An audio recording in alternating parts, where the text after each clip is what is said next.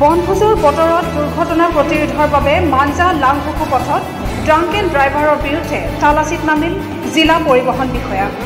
প্ৰতিটো বনভোজস্থলীত চালিত drunk and ড্ৰাইভাৰৰ বিৰুদ্ধে কঠোৰ অভিযান জিলা পৰিবহণ বিষয়া।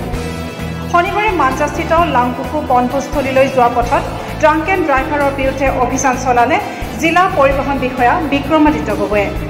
জিলাখনত পিকনিকৰ বতৰত দুৰ্ঘটনা প্ৰতিৰোধ কৰিবলৈ জিলা পথ সুৰক্ষা সমিতিৰ উদ্যোগত ড্ৰাংক এণ্ড ড্ৰাইভাৰ, হেলমেটবিহীন ড্ৰাইভাৰ, লাইচেন্স নথকা ড্ৰাইভাৰৰ বিৰুদ্ধে এনে অভিযান চলি থাকিব বুলি জিলা পৰিবহণ বিষয়া বিক্ৰমাদিত্য গগৈয়ে জানিবলৈ দিয়ে।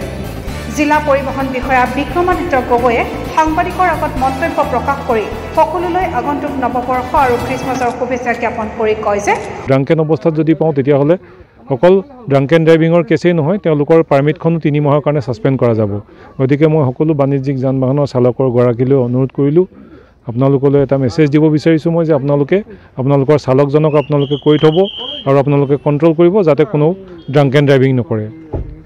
আজি ইয়াত আপোনালোকে কেনেকুৱা ধৰণৰ কাৰ্যসূচী? নহয়, আমি এতিয়া চক যিবিলাক আমাৰ পিকনিক স্পট আছে, আমাৰ পপুলাৰ কিছুমান স্পট আছে, লাংবকু আছে, আমাৰ চিলনী আছে, যিবিলাক আৰু আমাৰ কাঠিলাংচু আছে, যিবিলাক পিকনিক স্পট আছে, সকলো পিকনিক স্পটতে যিসকলে পিকনিক বনভোজ খাবলৈ আহে তেওঁলোকক আমি স্বাগতম জনাইছোঁ।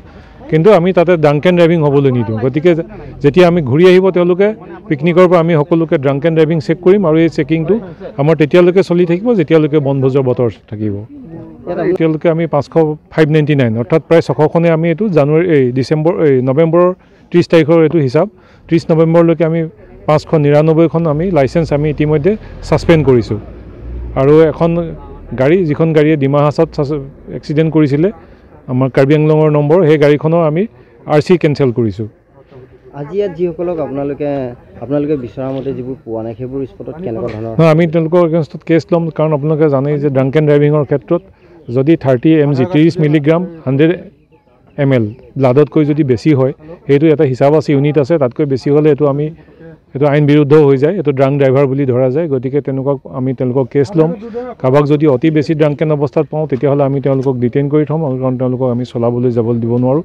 ইতিমধ্যে এখন আমাৰ উইংগাৰ এখনত আমি দেখিছোঁ যে ড্ৰাইভাৰজনে কিছু পৰিমাণে অলপ তেওঁ হিচাপতকৈ বেছি ড্ৰাংক ড্ৰাইভ কৰি আহিছিলে। গতিকে সেই উইংগাৰখনৰ হেৰি কেঞ্চেল কৰা যাব, মানে ছাছপেণ্ড কৰা যাব তেওঁলোকৰ পাৰ্মিটটো। News desk report, Assam times.